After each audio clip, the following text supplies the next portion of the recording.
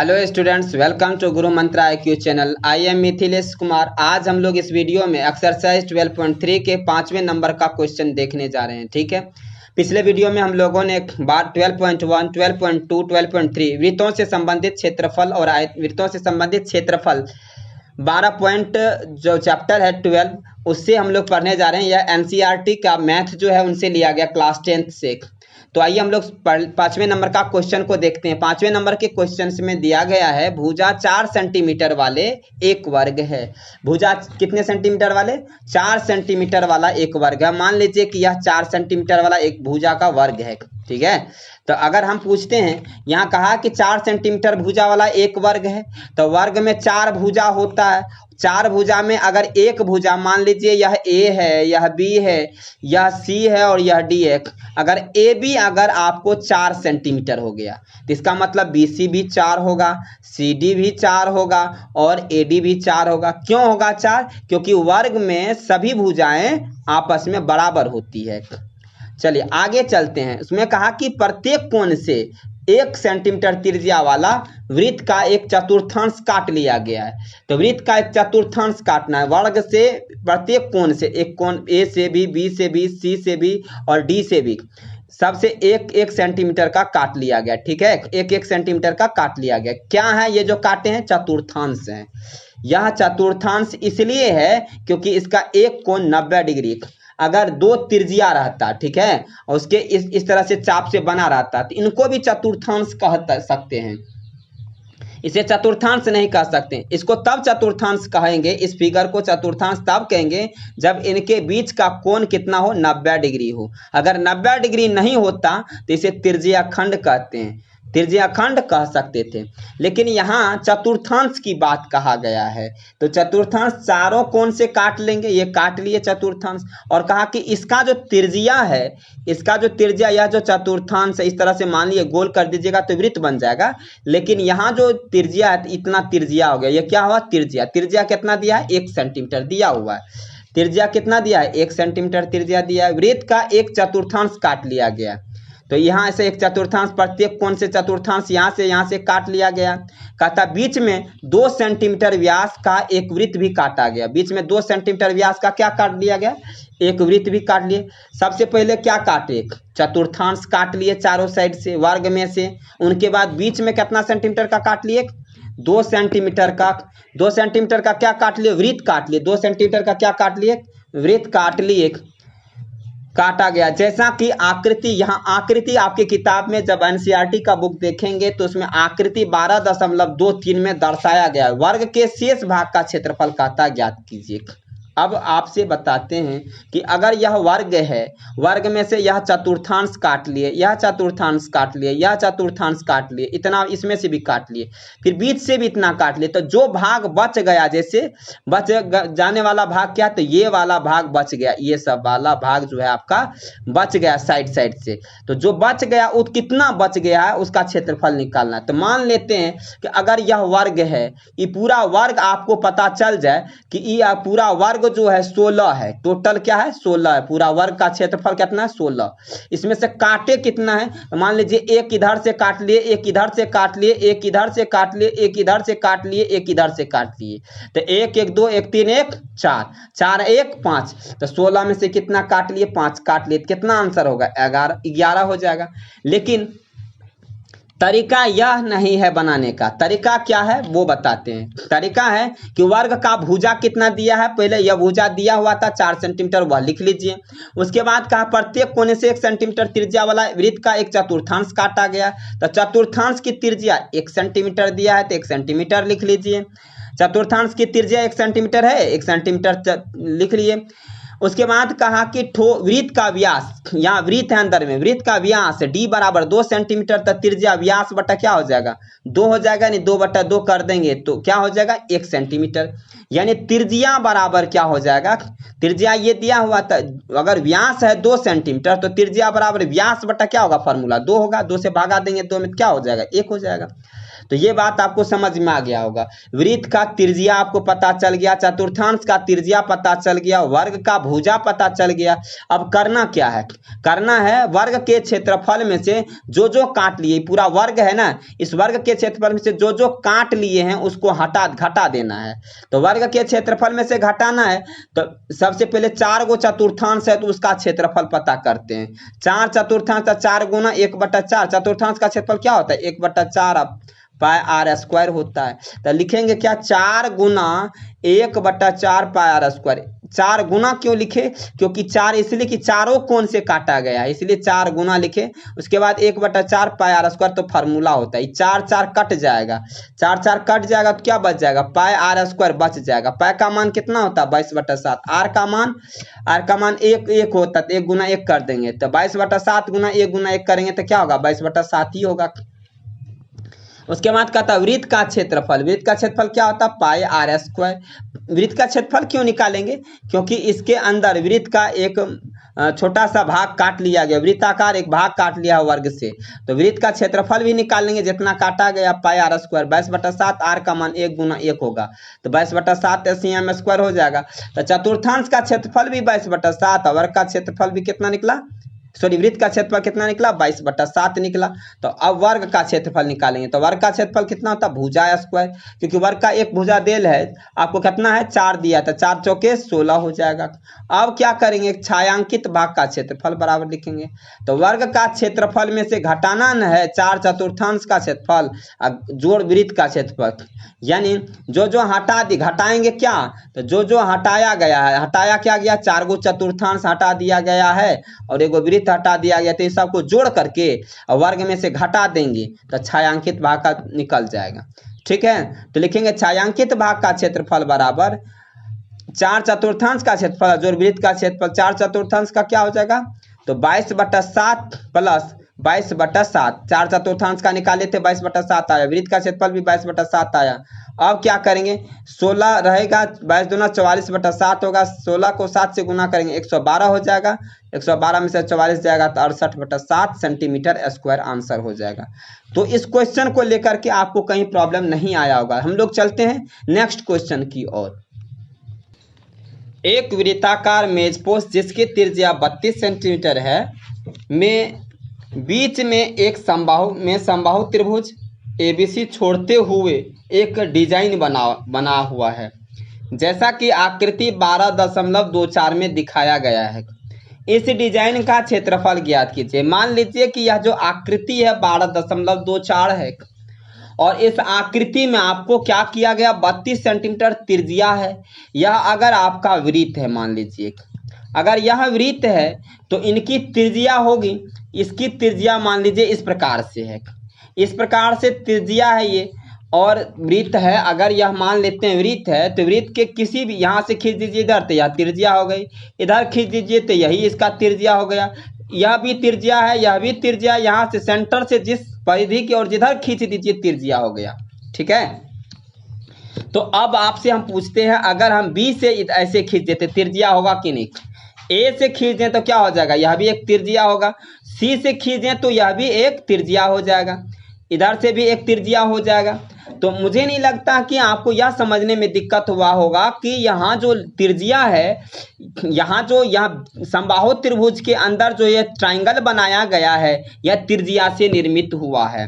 ठीक है, आपको वहाँ जो क्वेश्चन मिलेगा तो इस तरह से बनाया हुआ नहीं मिलेगा, ऐसा बनाया हुआ रहेगा। ठीक है, इस तरह से बनाया हुआ रहेगा, आपको ऐसा बनाया रहेगा। इसका कहेगा आपको क्षेत्रफल निकालिए, ये जो छायांकित भाग है।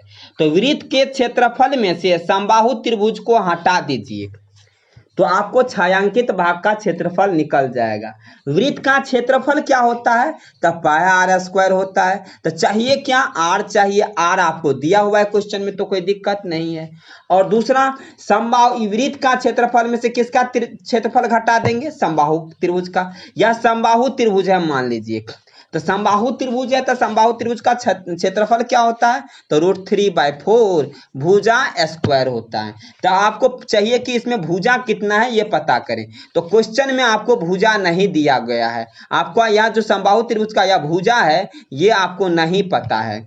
तो इसको कैसे पता करेंगे?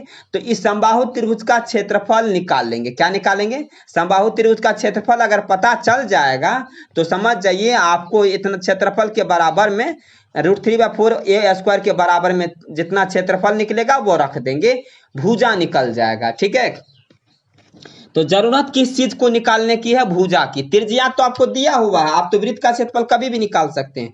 त्रिज्या दिया हुआ है, कितना दिया है? 32 सेंटीमीटर। समबाहु त्रिभुज का क्षेत्रफल बराबर क्या हो जाएगा? अगर हम आपसे पूछे समबाहु त्रिभुज का क्षेत्रफल होगा तो क्या होगा? आपको पता है √3/4 भुजा स्क्वायर होगा। क्या हो जाएगा? √3/4 भुजा स्क्वायर हो जाएगा। तो मान लीजिए यह समबाहु त्रिभुज है आपका, एक मिनट रुक जाइए, यह एक समबाहु त्रिभुज है, इस तरह से बना हुआ समबाहु त्रिभुज है। अगर हम आपसे पूछते हैं यह भुजा आपको नहीं दिया है तो फार्मूला आप √3/4 a स्क्वायर भी आपको दे दिया जाए तब भी आप इसका भुजा नहीं निकाल सकते। इसका मतलब है कि आपको क्या निकालना चाहते, पहले इसका एरिया निकालेंगे। कैसे एरिया निकालेंगे? तो एरिया निकालने का तरीका है, क्या तरीका है? अगर यह वृत्त है, इसके अंदर समबाहु त्रिभुज बना हुआ है तो यहाँ से क्या करिए, त्रिज्या खींच दीजिए, इधर से भी त्रिज्या खींच दीजिए, इधर से भी त्रिज्या, जैसा कि इस फिगर में खींचा गया है। और फिर क्या कीजिए, यहां बन जाएगा त्रिभुज, 3 त्रिभुज अंदर, समबाहु त्रिभुज के अंदर कितने त्रिभुज बन जाएंगे? बराबर बराबर 3 त्रिभुज, इधर भी एक त्रिभुज, इधर भी एक त्रिभुज, इधर भी एक त्रिभुज।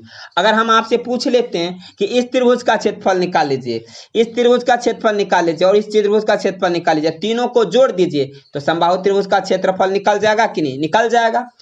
तो करना क्या है, आपको इस त्रिभुज का पहले क्षेत्रफल निकालना है। तो इस तरह का कितना त्रिभुज है? इसमें 3 त्रिभुज है, 1 2 3 त्रिभुज है। तो हम क्या करेंगे, लिखेंगे समबाहु त्रिभुज का क्षेत्रफल, यानी इस समबाहु त्रिभुज जो आपको दिया गया है या समबाहु त्रिभुज, इसका क्षेत्रफल बराबर, इसके अंदर कै गो त्रिभुज बना हुआ है? 3 गो, तो 3 गुना त्रिभुज का क्षेत्रफल, 3 गुना त्रिभुज का क्षेत्रफल। तो समबाहु त्रिभुज का क्षेत्रफल क्या हो जाएगा? √3/4 भुजा स्क्वायर। 3 गुना त्रिभुज का क्षेत्रफल क्या होगा? 3 गुना 1/2 AB गुना साइन थीटा होगा। तब आप कहेंगे कि त्रिभुज का क्षेत्रफल होता है 1/2 आधार गुना ऊंचाई होता है। तो यह आधार गुना ऊंचाई नहीं लगाएंगे। क्यों नहीं लगाएंगे? क्योंकि यहाँ 2 भुजा दिया हुआ है। 2 भुजा क्या दिया हुआ है? इधर से भी 32, इधर से भी 32, बीच का कोण 120 डिग्री पता है आपको। क्यों पता है 120 डिग्री पता है? तो समबाहु त्रिभुज का प्रत्येक कोण कितना होता है? 60 डिग्री का होता है। तो अगर केंद्र पर का, परिधि पर का कोण अगर 60 डिग्री हो, परिधि पर का कोण कितना डिग्री हो? तो 60। तो केंद्र पर बना कोण कितना होता है? उसका दुगुना होता है।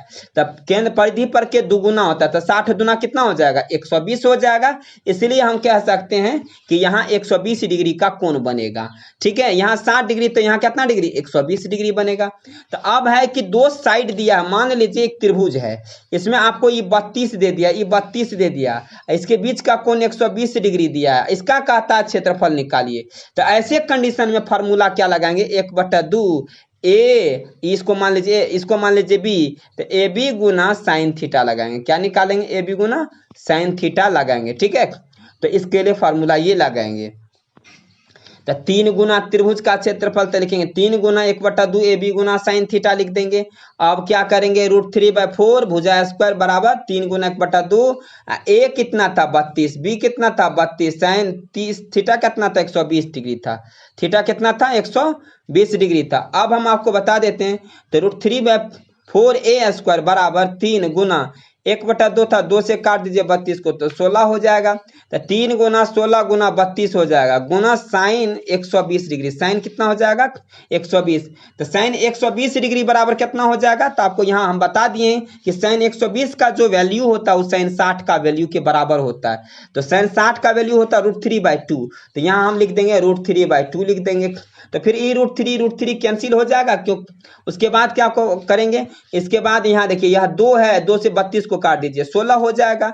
तो यहाँ बच जाएगा क्या? यहाँ ए स्क्वायर बच जाएगा। अब बट्टा में 4 है, बट्टा में नहीं है 4 यहाँ, तो इधर चला जाएगा, इस साइड भागा में है, इधर तो आएगा तो गुना हो जाएगा। ठीक है, तो क्या करेंगे? ए स्क्वायर रहने दीजिए, ये 4 भागा में नहीं था, इस साइड आ जाएगा, गुना में हो जाएगा, गुना 4 लिख दीजिए। 3 जैसे था लिख दीजिए, 16 जैसे था लिख दिए, 16 जैसे था लिख दिए, उसके बाद 4 लिख दिए। हम यहाँ क्या लिख दिए? 4 लिख दिए। तो यहाँ तक समझ में आ गया होगा। भागा में इधर था, भागा में 4 था, इधर आया तो गुना में 4 बन गया। ठीक है, तो अब क्या हो जाएगा, ए स्क्वायर बराबर 3 गुना 16 गुना 16 गुना 4 हो गया। तो ए बराबर क्या होगा, रूट अंडर 3 गुना 16 गुना 16 गुना 4 हो गया। तो क्या हो जाएगा, अब इसका जब स्क्वायर रूट निकालेंगे तो 16 16 तो निकल जाएगा, उसके बाद बच जाएगा 3 का नहीं निकलेगा लेकिन 4 का निकलेगा। 4 का निकलेगा तो क्या होगा, 4 का स्क्वायर रूट कितना होता है, 2 होता है।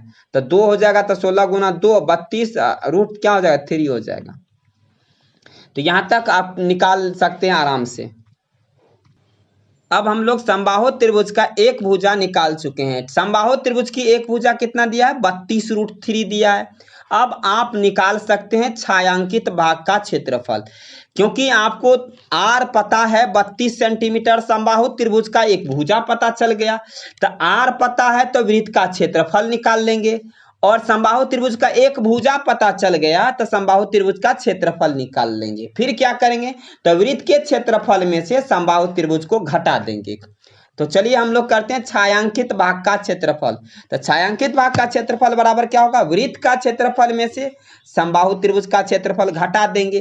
तो वृत्त का क्षेत्रफल क्या होता है, पाई आर स्क्वायर होता है। समबाहु त्रिभुज का क्षेत्रफल क्या होता है, तो √3/4 भुजा स्क्वायर होता है। पाई आर स्क्वायर, पाई मतलब 22/7, आर का मान कितना है, 32 गुना 32, त्रिज्या 32 है। √3/4, ए कितना दिया है, तो ए दिया है 32√3 गुना 32√3 हो जाएगा। फिर क्या हो जाएगा, 22/7, 32 गुना 32 माइनस √3/4, 32√3 गुना 32√3। तो 4 से हम 32 को काट देंगे, 4 8 32 हो जाएगा, ठीक है। लेकिन आपको हम बता दें यहाँ √3 है, √3 है, तो √3 को गुना करेंगे तो √3 गुना 3 हो जाएगा। तो इसके बदले हम एक 3 निकालेंगे, इसलिए हम कहते हैं आपको √5 गुना √5 करेंगे तो क्या होगा, 5 डायरेक्ट लिख सकते हैं। √3 गुना √3 बराबर जब 3 होगा तो √5 गुना √5 बराबर क्या होगा, 5 होगा। √6 गुना √6 पूछने लगे आपसे कितना होगा, तो क्या बताइएगा, 6 बताइएगा। उसी तरह से अगर यहाँ √3 है, √3 को गुना करेंगे तो क्या होगा, 3 लिख देंगे डायरेक्ट। और उसके बाद क्या है, 32 को काट दिए 4 से, 4 8 32, 8 हो गया, तो 32 बच गया। तो √3 बच गया, क्या सब बच गया आपको, तो √3 बच गया, 8 बच गया, 32 और 3 बच गया। सबको गुना कर देंगे, कितना हो जाएगा, 768 √3 हो जाएगा। अब इधर था 22 गुना 32 गुना 32, तीनों को गुना कर देंगे, बटे में 7 लिख देंगे, 22,528 हो जाएगा बटा 7, माइनस में क्या हो जाएगा, 768 √3 cm स्क्वायर आंसर। यही आपका आंसर हो जाएगा, ठीक है। अगला क्वेश्चन की ओर चलते हैं। 7वें नंबर का क्वेश्चन में दिया गया है आकृति 12.25 में। मान लीजिए यह आकृति 12.25 की है, में ABCD भुजा में 14 सेंटीमीटर वाला एक वर्ग है। यह वर्ग आपको दिया गया, कितना भुजा है, एक 14 सेंटीमीटर। आपको पता है कि अगर वर्ग है, वर्ग में एक भुजा अगर 14 दे दिया है तो इसका मतलब समझ जाइए सभी भुजा 14 है। क्यों है, क्योंकि वर्ग की सभी भुजा आपस में बराबर होता है। वर्ग की सभी भुजा बराबर होता है, इसीलिए वर्ग का क्षेत्रफल भुजा स्क्वायर होता है, ठीक है। तो वर्ग का क्षेत्रफल आपको पता रहना चाहिए। तो यहाँ लिखा है कि ABCD एक भुजा है, 14 सेंटीमीटर वाला एक वर्ग है।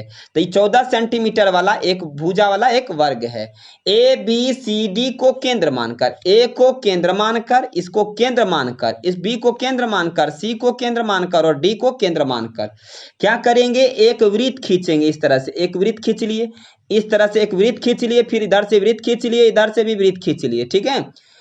कहता है कि केंद्र मानकर चार, कहते हैं एक केंद्र मानकर 4 वृत्त इस प्रकार खींचे गए। 4 वृत्त खींचे हैं, देखिए 4 वृत्त खींचा गया, इस प्रकार खींचा गया कि प्रत्येक वृत्त 3 शेष वृत्तों में से 2 वृत्त को बाह्य रूप से स्पर्श करता है।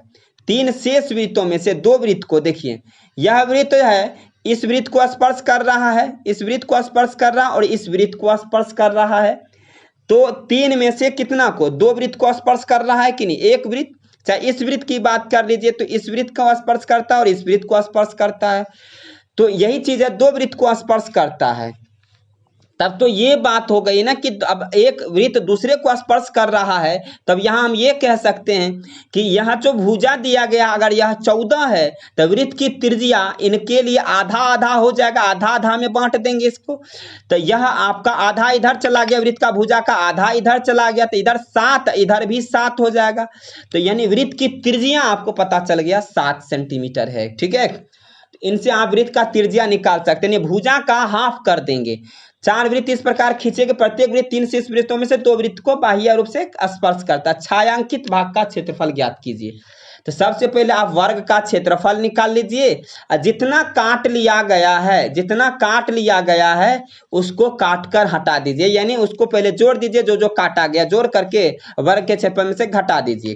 तो सबसे पहले लिखेंगे वर्ग की एक भुजा कितना दिया है, ए बी बराबर 14 सेंटीमीटर।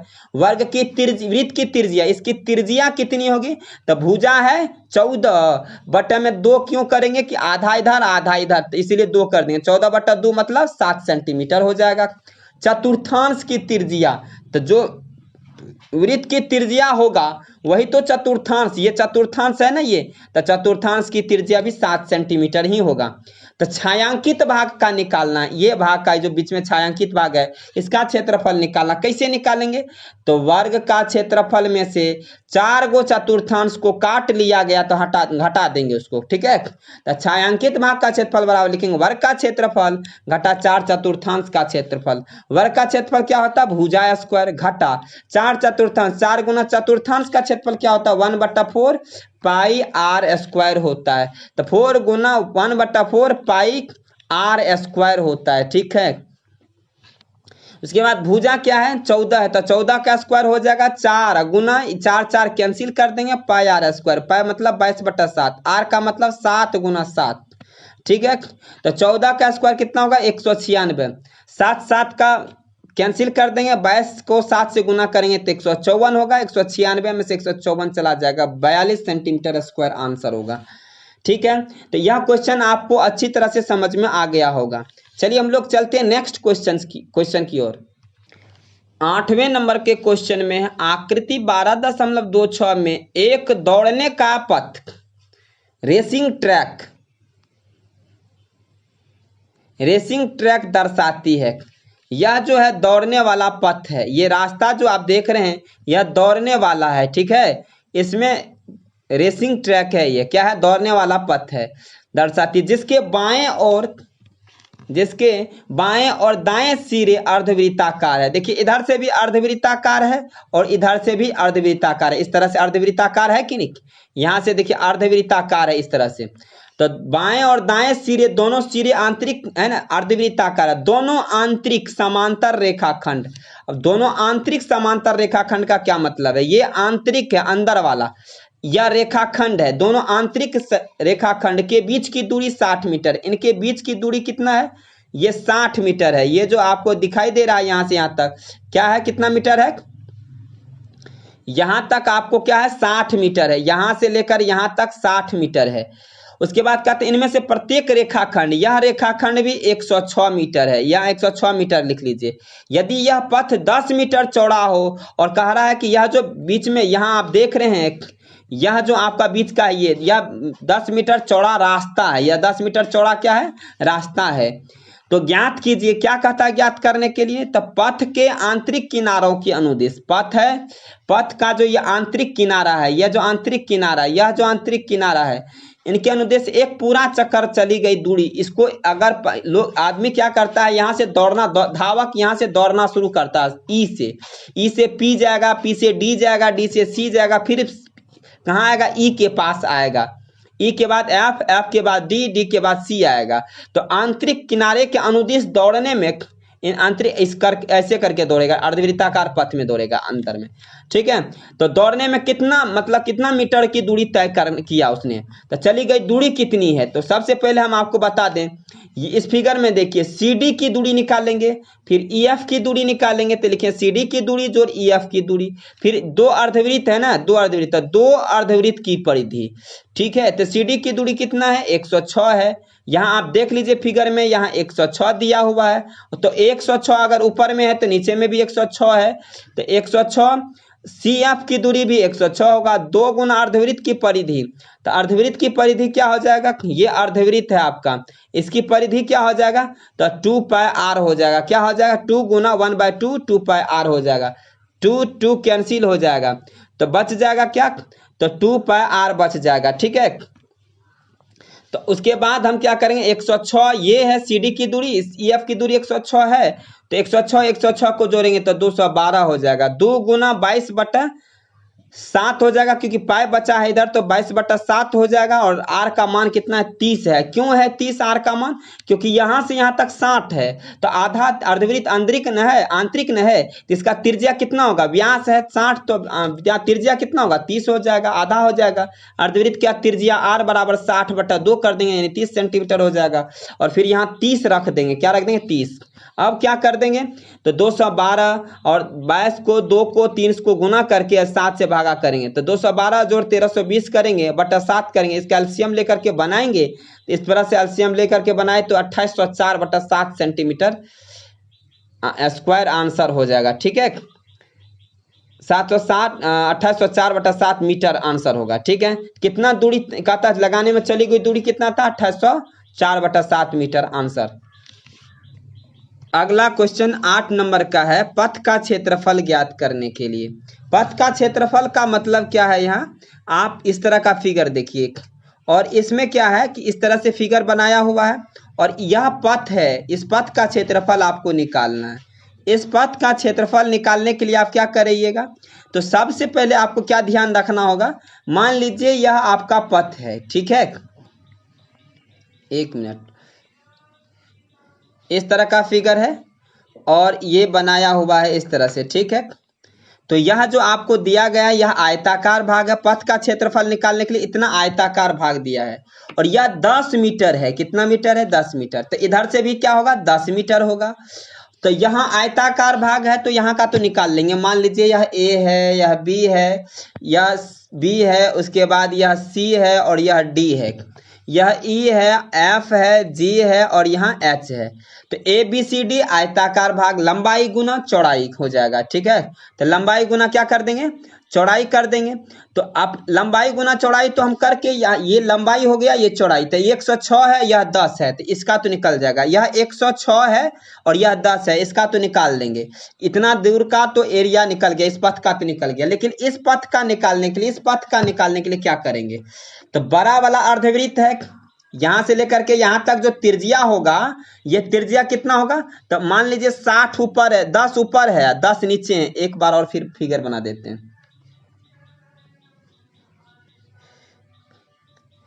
मान लीजिए यहां से यहां 10 है, ये 10 है, यहां से यहां भी 10 है, इसके बीच में 60 है, तो यहां से टोटल यहां से लेकर के यहां तक कितना हो गया, 60, 20, 10, 10, 60, 10, 70, 10, 80 हो गया। तो टोटल यहां से लेकर के यहां तक कितना हो गया, 80 हो गया। तो अगर यहां से यहां तक 80 है, यहां से यहां तक कितना 80 है, तो आधा कितना होगा, 40 होगा। यानी कैपिटल आर बराबर कितना हो गया, 40 त्रिज्या हो गया। स्मॉल आर बराबर कितना हो जाएगा, स्मॉल आर बराबर आपका क्या हो जाएगा, तो स्मॉल आर बराबर अगर देखें तो अंदर में यह कितना था, 60 था, तो 60 का आधा कितना होगा, 30 हो जाएगा। यानी आर कितना हो जाएगा आपको, 30 हो जाएगा। कैपिटल आर कितना हो जाएगा, तो कैपिटल आर बराबर हो जाएगा कितना, तो 40 हो जाएगा, स्मॉल आर बराबर 30 हो जाएगा। तो बड़ा अर्धवृत्त का क्षेत्रफल में से छोटा अर्धवृत्त का घटा देंगे तो इस अर्धवृत्त का निकल जाएगा, यहाँ इस भाग का रास्ते का निकल जाएगा।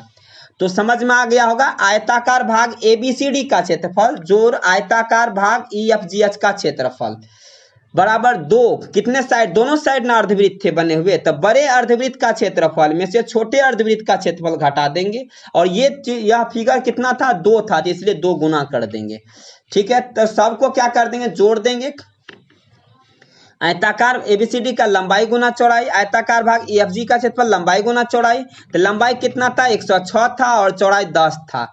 उसके बाद इसका भी लंबाई 106 और 10, तो 106 और 10 को गुना करेंगे तो 10 से 60 हो जाएगा। 106 और 10 को गुना करेंगे तो 10 से 60 हो जाएगा। लेकिन अगर 2 गुना और बड़े अर्धवृत्त का क्षेत्रफल कहे तो पाई आर स्क्वायर बटा क्या हो जाएगा, 2 हो जाएगा। छोटे अर्धवृत्त का कह दे तो पाई आर स्मॉल आर स्क्वायर बटा 2 हो जाएगा। इसमें कैपिटल आर स्क्वायर, इसमें स्मॉल आर स्क्वायर, क्योंकि छोटा अर्धवृत्त था।